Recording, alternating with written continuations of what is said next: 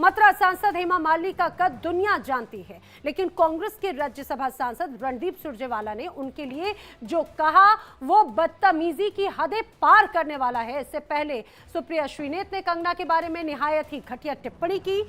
ये बात अलग है कि भद पिटने के बाद में सुप्रिया श्रीनेत ने सफाई भी दी, लेकिन लगता है कि कांग्रेस के नेता अपने आपे से बाहर हो चुके हैं और हताश में ऊल जुलूल बयान दे रहे हैं। एक रिपोर्ट आपको दिखाते हैं।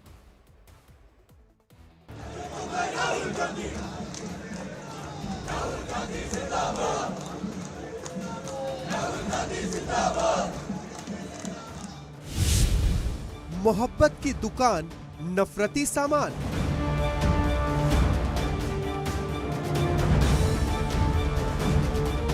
एमएलए एमपी क्यों बनाते हैं? ताकि वो हमारी आवाज उठा सके, हमारी बात मनवाए, इसीलिए बनाते हूँ।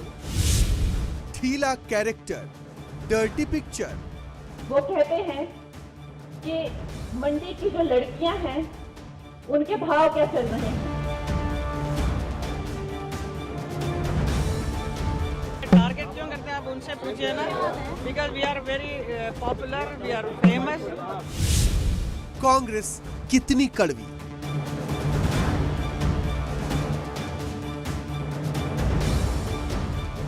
जिस पार्टी के सबसे ऊंचे ओहदे पर एक महिला बैठी हो, जिस पार्टी ने महिला प्रधानमंत्री दिया हो, आज उसी कांग्रेस ने महिलाओं के अपमान में कोई कसर नहीं छोड़ी। दो तस्वीरें देखी। कांग्रेस की तेज तर्रार प्रवक्ता सुप्रिया श्रीनेत ने पहले कंगना का अपमान किया, मंडी वाला भाव लगाकर कांग्रेस की सोच जाहिर की, और अब रणदीप सुरजेवाला ने मथुरा सांसद हेमा मालिनी के बारे में बेहद शर्मनाक टिप्पणी की है। रणदीप सुरजेवाला बेहद संजीदा बातें करने के लिए जाने जाते हैं, लेकिन देश की मशहूर अदाकारा हेमा मालिनी के लिए जिस तरीके की टिप्पणी उन्होंने की है, ये कहीं ना कहीं रणदीप सुरजेवाला पर तो सवाल खड़े करता ही है, लेकिन ये कांग्रेस की उस मानसिकता पर भी एक बड़ा सवालिया निशान खड़ा करता है, जिसके जरिए बीते कुछ सालों में हमने देखा है कि किस तरीके से बड़े बड़े पदों पर आसीन महिलाओं का अपमान जो है वो कांग्रेस के अलग अलग नेताओं की तरफ से किया गया है। एमएलए एमपी क्यों बनाते हैं? ताकि वो हमारी आवाज उठा सके, हमारी बात मनवाए, इसीलिए बनाते हूँ। कोई हेमा मालिनी तो है के लिए बनाते हूँ। हेमा मालिनी मथुरा से बीजेपी सांसद, उनकी इतनी ही पहचान काफी नहीं। वो देश की मशहूर अदाकारा है, शास्त्रीय कलाओं में निपुण है, मगर कांग्रेस सांसद रणदीप सुरजेवाला को उनके चरित्र पर कई दाग नजर आते हैं। सुरजेवाला की बेशर्मी पर बीजेपी ने कांग्रेस को बहुत बुरी तरह से धोया है। आपने कांग्रेस के वरिष्ठ नेता रणदीप सुरजेवाला जी का भी वह बयान सुना होगा, जिसमें वो हमारी पार्टी की वरिष्ठ सांसद हेमा मालिनी जी के लिए किस प्रकार के आपत्तिजनक, अशोभनीय और अभद्र शब्द का प्रयोग कर रहे हैं, जिसे किसी औपचारिक मंच से बोलना भी संभव नहीं है।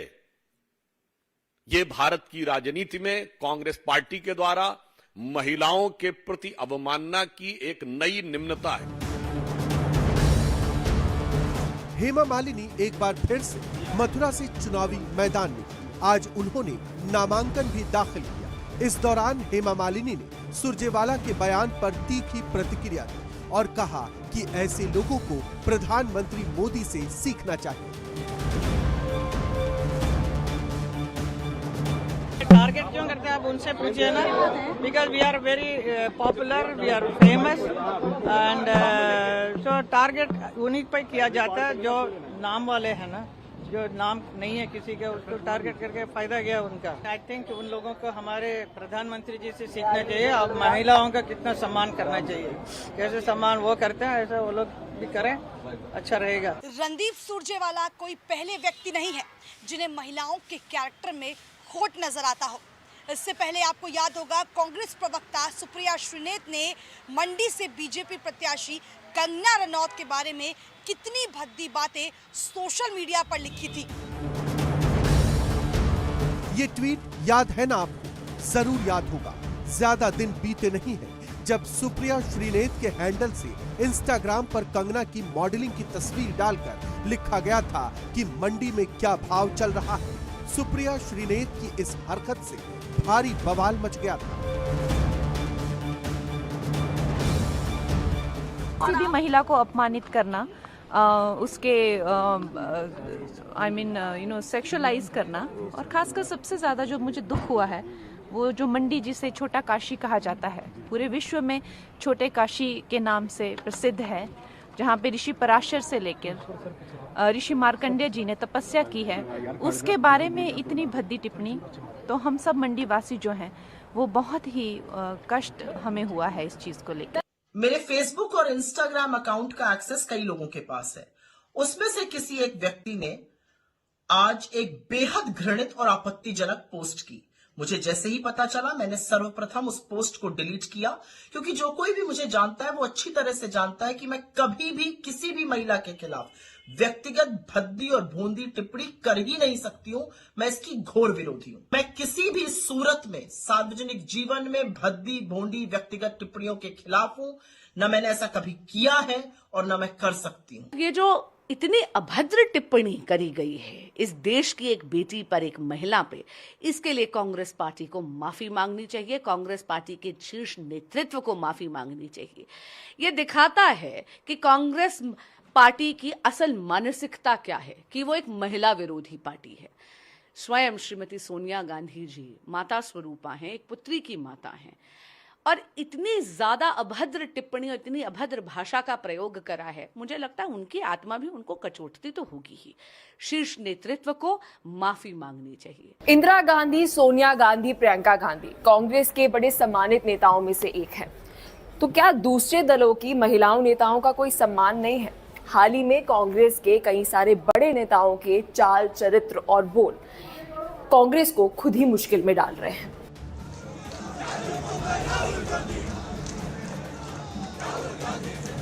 राहुल गांधी दो बार भारत जोड़ो यात्रा कर चुके हैं। उनकी यात्रा में बहन प्रियंका गांधी भी कई बार नजर आती है। चाहे कांग्रेस हो या फिर बीजेपी या कोई और दल, सियासत की कीचड़ में इतने गहरे ना उतरे कि बहन बेटियों का सम्मान ही भूल जाए।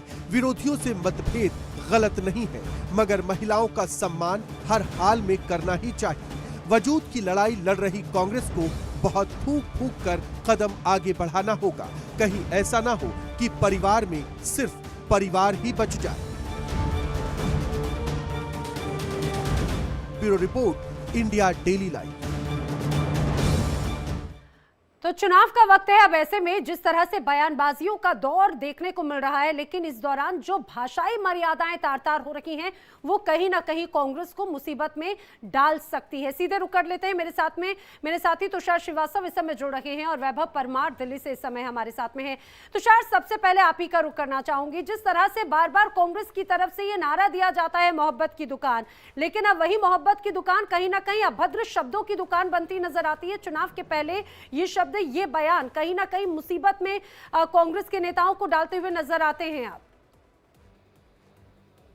बिल्कुल, देखिए, इससे पहले जिस तरह से सुप्रिया श्रीनेत ने बयानबाजी की और उसके बाद देखिए सुप्रिया श्रीनेत का टिकट कट गया था। अब रणदीप सुरजेवाला ने इस तरह का महिला विरोधी बयान दिया है, तो इसको लेके भारतीय जनता पार्टी ने पूरी पार्टी को ही घेर दिया है, पूरी कांग्रेस पार्टी को ही घेर दिया। और जो कांग्रेस पार्टी इस पर बैकफुट पर नजर आती हुई दिख रही है। पहले सुप्रिया श्रीनेत बैकफुट पर आई, उन्होंने माफी मांगी। अब रणदीप सुरजेवाला इस पर कह रहे हैं कि अमित मालवीय जो भारतीय जनता पार्टी के IT सेल प्रमुख हैं, वो इस वीडियो को काट छाट के लोगों को दिखा रहे हैं अपने ट्विटर एक्स पर, उन्होंने डाला है। लेकिन एक बात साफ है कि इस बयानबाजी के बाद से कांग्रेस की मुसीबतें बढ़ती हुई दिख रही है। योगी आदित्यनाथ ने खुद भरे मन से कांग्रेस को घेरा है। इस पूरे मामले को लेकर उन्होंने साफ कर दिया है कि जो कांग्रेस पार्टी है वो महिला विरोधी पार्टी है।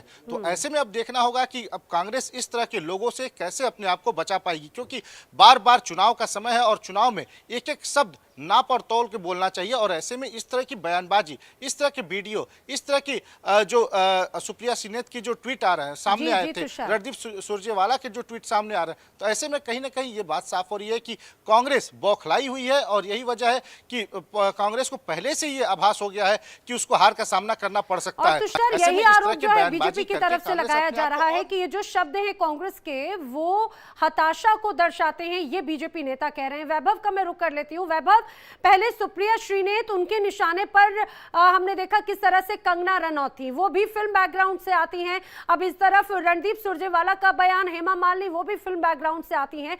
एक तरह से सीधे सीधे टारगेट करने की कोशिश है दोनों ही महिला अभिनेत्रियों को, लेकिन बीजेपी इसी को ही निशाना बना रही है कि वो महिला सम्मान की बात करते हैं और कांग्रेस महिला अपमान की।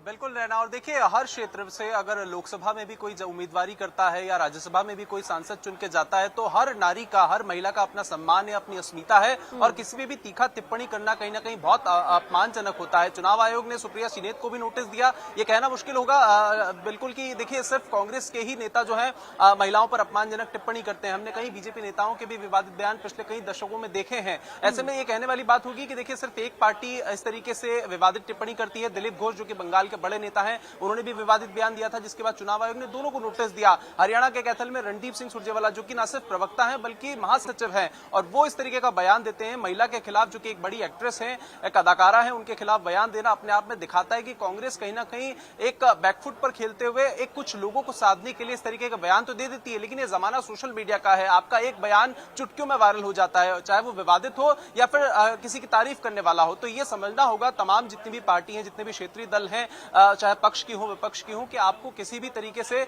महिला ही नहीं किसी भी पुरुष के खिलाफ इस तरीके का चुनावों में विवादित बयान या टिप्पणी देने से बचना चाहिए, क्योंकि ये देश का चुनाव है, आप सबको मिलकर लड़ना है और एक देश में सशक्त सरकार बनानी है। बयानबाजी आपकी तर्कों पर होनी चाहिए, उन मुद्दों पर होनी चाहिए जिनसे आम व्यक्ति का सरोबार हो। हर व्यक्ति चाहता है कि बेरोजगारी पर बात हो, वैश्विक जितने भी विदेशी निवेश आ रहा है उस पर किस तरीके से रोजगार के अवसर बढ़ सकते हैं उस पर बात हो, साथ ही साथ जो समस्याएं हैं, देश की मूलभूत समस्याएं हैं, उस पर चर्चा हो। तो एक हेल्दी डिस्कशन करने की बजाय अगर विवादित टिप्पणियां ही देते रहेंगे तो फिर देश की जनता भी समझदार है और वो कहीं ना कहीं आपको इस आम चुनाव में बता देगी कि आप कितना पीछे खेल रहे हैं, राजनीति में बहुत आगे हैं। जी बिल्कुल वैभव, लेकिन तुषार इस बात को जरा समझाने की कोशिश कीजिए। एक तरफ चौतरफा महिला सम्मान की बात करने की और उसी को ही महिला वोटर्स को एक तरह से कहीं ना कहीं जोड़ने की बात हमेशा से बीजेपी और खुद कांग्रेस के नेता भी कहते रहे हैं और यही वजह है कि अब MY फैक्टर, महिला और युवा फैक्टर की बात यहां पर नजर आ रही है।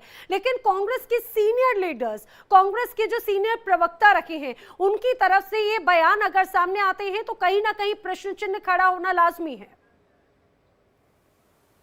बिल्कुल, देखिए उन नारों पर भी प्रश्न चिन्ह खड़ा होगा जो पिछले चुनाव में प्रियंका गांधी ने दिया था। प्रियंका गांधी ने कहा था, नारा लगाया था कि लड़की हूं, लड़ सकती हूं और तमाम लड़कियों को लेकर योजनाएं लाई। उन्होंने फ्री में स्कूटी देने का वादा किया। यहां पर भी हम लोगों ने देखा था यूपी में भी तमाम जगहों पे प्रियंका गांधी ने लड़कियों के साथ सेल्फी ली और जगह जगह पोस्टर्स लगाए जहां पे लिखा कि लड़की हूं, लड़ सकती हूं। तो बड़ा सवाल यह है कि अब ये लड़कियां किससे लड़ेंगी? क्या रणदीप सुरजेवाला से लड़े या फिर सुप्रिया श्रीनेत जैसे लोगों से लड़े? क्योंकि देखिए जिस तरह से महिलाओं को लेके बयानबाजी सामने आ रही है रणदीप सुरजेवाला की, सुप्रिया श्रीनेत की, दोनों महिलाएं कलाकार हैं, इस देश के नाम उन्होंने रोशन किया है, कई जगहों पे उन्हें कई अवार्ड भी मिले हुए हैं। और ऐसे में इन दोनों महिलाओं को लेकर सिर्फ इस वजह से बयानबाजी करना कि वो भारतीय जनता पार्टी में है, तो ये कहीं ना कहीं इसको लेकर कांग्रेस को बिल्कुल, और मुझे लगता है कि यही वो वक्त है चुनाव के पहले जो एक चुनावी मर्यादाओं का हमेशा जिक्र किया जाता रहा है।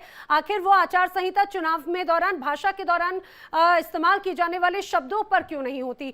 तुषार और वैभव, आप दोनों का ही बहुत बहुत धन्यवाद। लेकिन कुल मिलाकर ये जरूर कहा जा सकता है जिस तरह से एक के बाद एक बयानबाजी चल रही है वो आने वाले वक्त में मुश्किल में डाल सकती है कांग्रेस को, जो ऑलरेडी मुश्किल में। ऐसा क्यों? क्योंकि देश की सबसे पुरानी